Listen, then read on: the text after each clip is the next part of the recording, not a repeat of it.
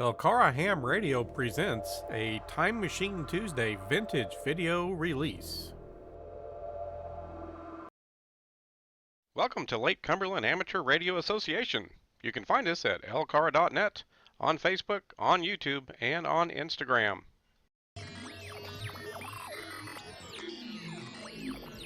If you're enjoying the videos we're producing here at LCARA, please help our club out by hitting that subscribe button.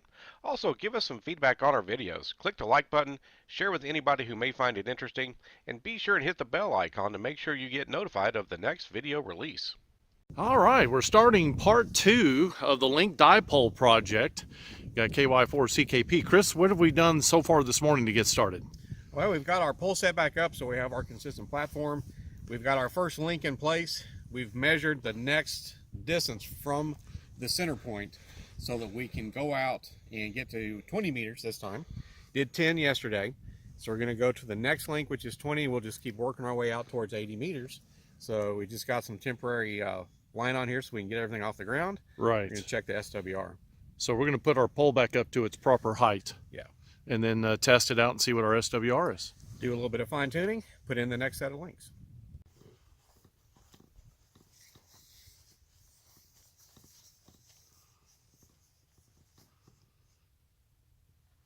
Alrighty, so we're measuring once again. We've just made our first cut. We were down below the band at 13.3.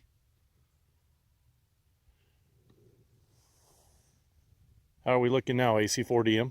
1.2 at 13.5. 13.5. So we definitely came up some, so we need to trim a little more. All right, so now what we're doing is we're hooking up a couple of our Anderson power poles, and describe what he's doing there, Chris.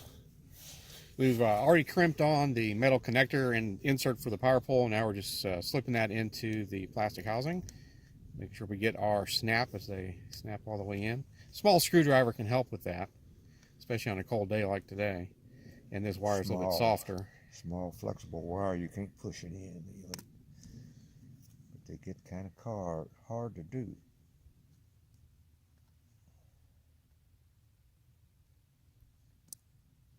I heard a click. Alrighty, and then we can connect it to the Anderson on that's already been put on. So we're just going to connect the two, and then we'll just make sure we have enough to play with there, and we'll put some zips on that. And the zip ties prevent it from moving and gives you plenty of slack, but makes it so there's no tension on the wire on the Anderson portions.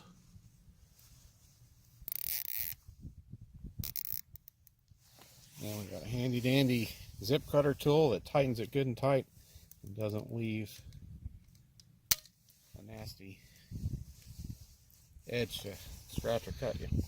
And Bob's your uncle, or Don's your Elmer. We got to start saying Don's your Elmer. Alrighty, we'll come back after we get the other ones put together, and we'll be testing for a new SWR. Alrighty, well, we have finally got all our links together, and we've got 80, 40, 20, and 10. And right now, we've got it strung up, we've got it pegged out, just like you would the typical soda beam. And Chris, what are we seeing here? Well, we're doing pretty good. We are about 2 to 1 at 3.67. So that's a good chunk of the lower part of the band for advanced or extra class here in the U.S. And then go ahead and use the little jog wheel there on the Nano VNA, and let's go down to, what was it, 386? Where we were down to about 1.3, I think it was. Yeah. How's that jog wheel?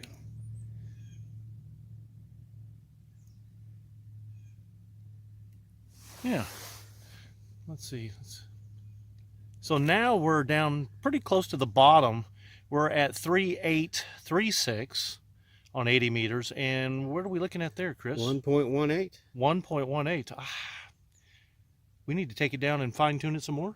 Yeah, I think we're going to have to mess with that another 3 or 4 hours. Yeah, at least 3 or 4 hours. Okay, now let's go to the other side of the band a little bit, Chris. The upper side of the band for generals. And let's see where we are. It's pretty flat over there on the right-hand side. So, And you can see here at 4, goodness, 153, 153, Chris. yeah. Is that even usable? No. I guess we'll have to live with that.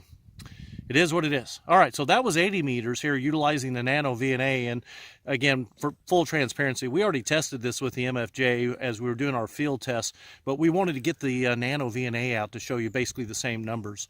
So let's set it up for 40 meters and let's see what we get. All right, Christopher, now what are we looking at?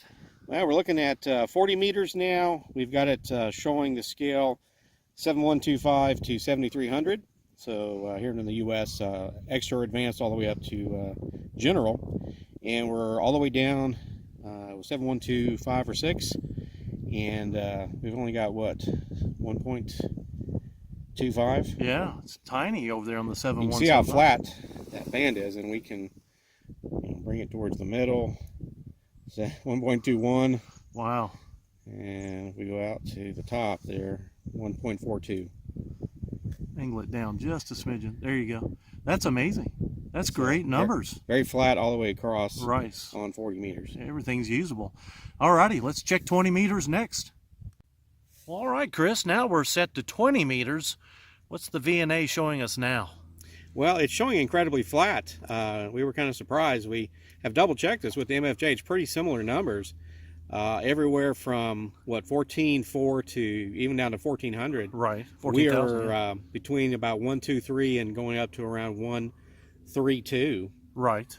So very flat across the usable part of the 2 meter band here in the U.S. anyway. Well, I'm pleased with that. That's great. I mean, no tuner required for this band either. No, certainly not. It's doing great so far on all the bands we've checked. We're going to go ahead and check 10 meters. 10 meters is the last one here with the Nano VNA. We'll be right back. All right, Chris, for our last Nano VNA check here on 10 meters, what are we seeing now? Well, we're still seeing a pretty flat curve. Goes up a little bit on the high part of the band, as you can see right here. Still below 2 to 1, all the way at the top, 29.7. And if we bring that down just a little bit, maybe midway, comes down. We're what, 157? 167. And that's at 28.5 something, 28.560, Okay, 28.9. What are we looking at there, Chris? I'm not looking at the right number. 28. 29.7 is there. Oh yeah, 28.98 something, 28. And then if we go to the far left, which is down around 28.3, at 28.3 we're at 1.33. Yep. So no tuner required for the full length here, according to the Nano VNA. So again, based on what we saw in the MFJ, this is pretty close. It might be off 0.1 or 2, but I think we're pretty close. And the good thing is no tuner is required regardless. Yeah. Took a lot of time and a lot of fine tuning at each band segment, but it looks like we've done a pretty fair job. I think so too. And with the generous help of his time and efforts, and we had to fabricate some pieces. I'll get it out in a minute with AC4DM's help. We've been able to put this together in a couple of days. So let's go ahead and do our final segment to wrap up, and we'll be right back. Well, I think the three of us have put together a linked dipole. I think so. It's a nice kit. You can make all these components yourself if you want to buy the kit from somebody like Soda Beams. Gives you a leg up on some of the manual labor components, but we did fabricate one piece, Right. which was easy to do. One of the little sort of insulating standoffs for one of the links.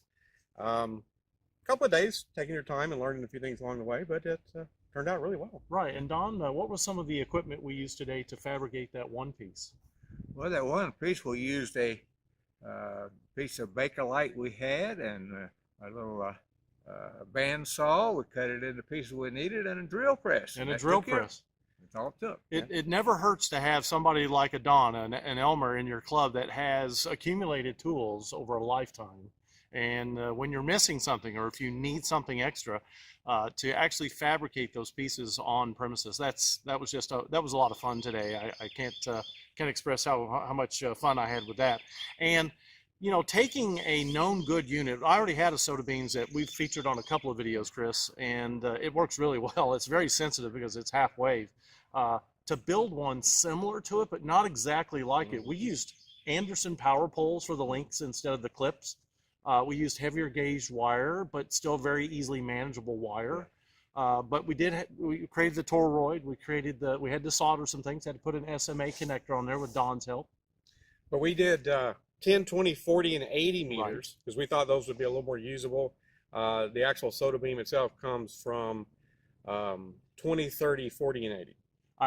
Yes, 20, 30, 40. So if you want 30, you can certainly put that in there. If you wanted 15 or 17 or any other band, you can calculate and come up with those links. We just did 10, 20, 40, and 80. Exactly. And just to give you guys a heads up, is this the antenna we're going to give away? Yeah, this will be a giveaway. This is going to be an antenna we're going to give away. We're in February right now, and it was cold today, wasn't it, Don? Yes, it was.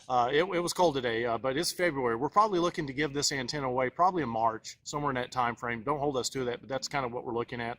And where was I going to go with this? Oh, we're going to utilize this antenna to activate a park at our Cave City Hamfest. So March the 7th, I think it is, AC4DM. Yes, March the 7th is going to be our Cave City Hamfest here in Kentucky, and we're going to do a parks activation, POTA, on that same day. And we're going to use this antenna to do that activation. Yeah.